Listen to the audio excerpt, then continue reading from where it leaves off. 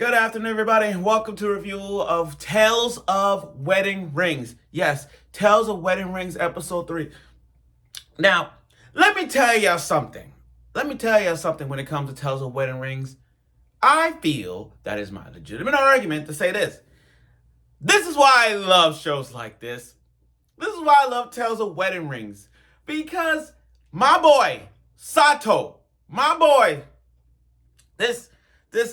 this average MC got these princesses, and I get it. He's not doing anything wrong, but this guy got 5 girls. Morion, Hime's little sister, and not only that,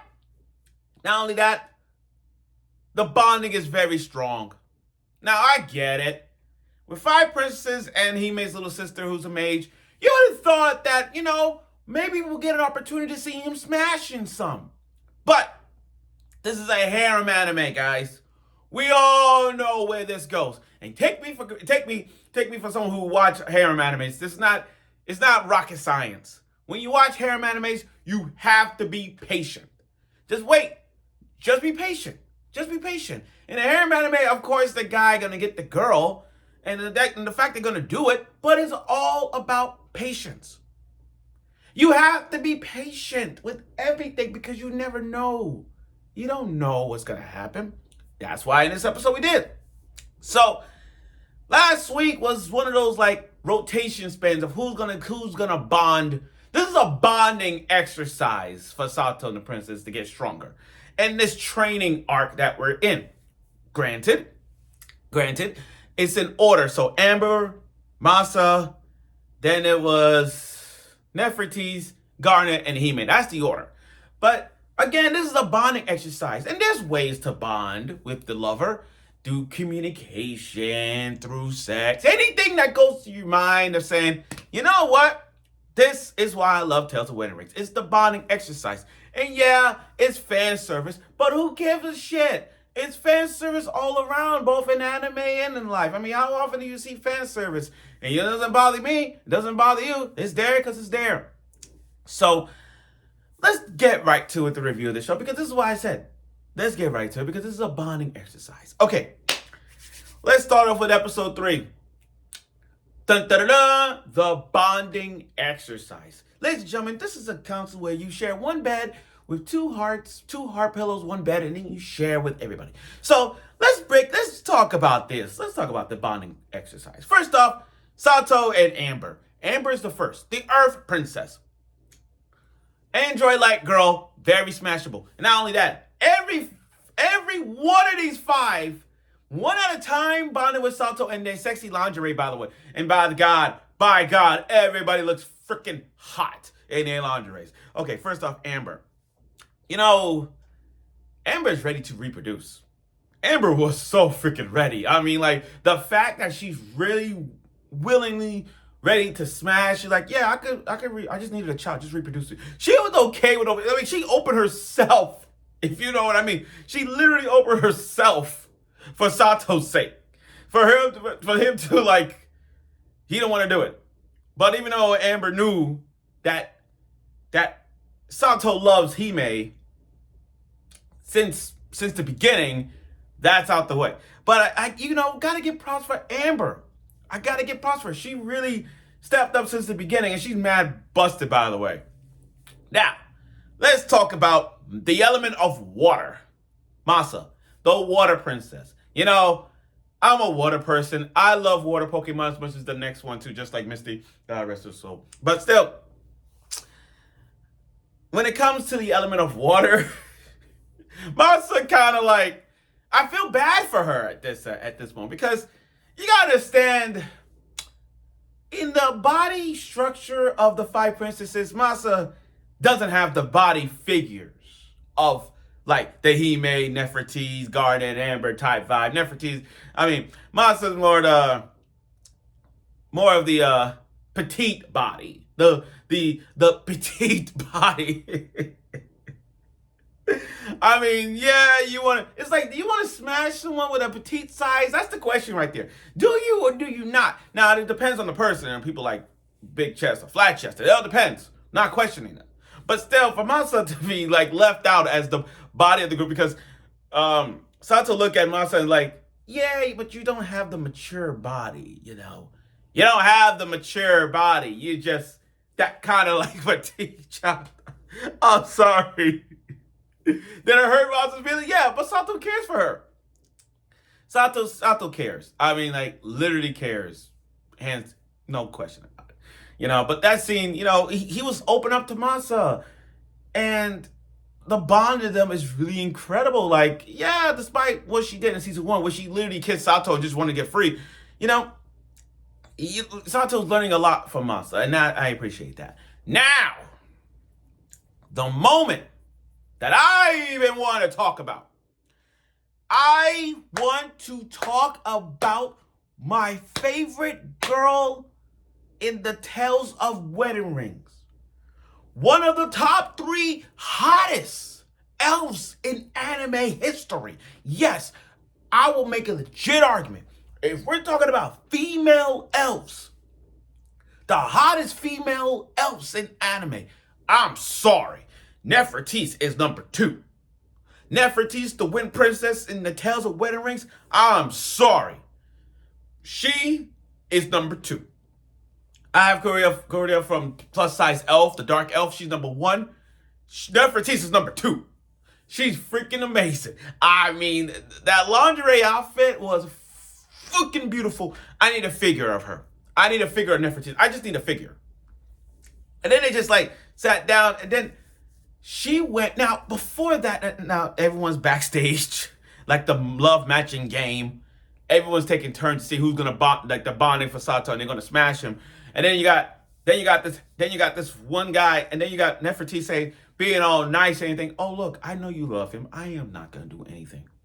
Damn it, that's a lot. Nefertiti went in, got real close to Sato, and then literally did some things that you could never thought possible for her. Like, you gotta understand. Okay, look. Out of the 5, Nefertiti is the oldest. You gotta understand. In elf years, it's old. Like, they look young, but they're old. And given the fact that Nefertiti, the Wind Princess, is kind of old, but she got experience. I mean, the way she got next to Sato and just literally kissed him. I mean, literally kissed, and oh my gosh, she wants to get down and dirty like that. That girl's busted. I love her. I'm not even kidding. I love Nefertiti, man. I can't. I really can't. I'm sorry going off the wall here, but damn it, that girl's on. I love her. Now, let's talk about Garnet. The fire. Cadian. Half beast, human, bloody roar vibe, killing bites girl, fire princess Garnet. I like her. She wasn't pulling any stops. She wasn't kidding. She really wanted to get touch with her. But and that one-on-one with Sato is a little different. Because if you go back to the beginning of season 1, Garnet wanted to have a baby. Like, really want to have a baby with Sato. And she wasn't even pulling any punches. But now it's like, ever since now, she got closer to Sato to a point where the moment he touches her, she felt a tingle down her spine to a point where she's like, now I'm not scared. Now I'm scared of touching Sato. Now I'm scared of smashing, you know what I mean? It's like that bond that they did in the bedroom kind of flipped the switch on Garnet's beliefs to a point where like, okay. But again, it's really nice. It's really, really nice. I mean, Garnet just, even that moment when she's out the room, she's like, that little smirk look. That look at her face after she got out of the room with Sato, it's just like, it's like she got turned on after that moment, and it ain't gonna stay on. Now, the main girl, the first princess, the Princess of Light, Hime. Okay. I know what y'all thinking. Are they gonna do it? Is this time to do it? Like I said before, guys, this is a harem anime. It ain't gonna start like that. No. Guys, just wait. Just be patient. Just be patient. When it comes to harems, you gotta be effing freaking patient. And it's only the 3rd episode. So y'all thought you were gonna see the smash? Hell no, this ain't gonna happen that easily. What is this? What is this? High School DxD? Fuck no. Anyway, Hime came out. Before she came out, Morion put a little aphrodisiac spell on her little lower area, for her to get really seductive to Satou. And, everything was about to be like making baby thing and it's one of those things where it's just the spell that allows her to like get pregnant automatically. It was like one of those things. To a point where she can have sex and not get pregnant. That's like, you know what I'm saying? That's kind of a spell she did. To a point where cock blocked by the dark elf. And then all of a sudden, she spread that aphrodisiac spell and it made 10 times worse that every princess got naked. And literally, Amber, being that she's the Andrew, she's like, you got this. I like Amber. This is why you know what? I gotta give Amber credit. She literally was like, you got this, Satou. I gotta give her credit. And what makes it more fan service like was as soon as you're trying to escape, Morion got infected by the lust to a point that she wanted to smash her own brother-in-law. So I'm like, yo, I love it. I effing love it. I love it. This is one of those classic harems where we're going to get fan service like this. It's one of those classic harems where them girls going to get turned on by Satou.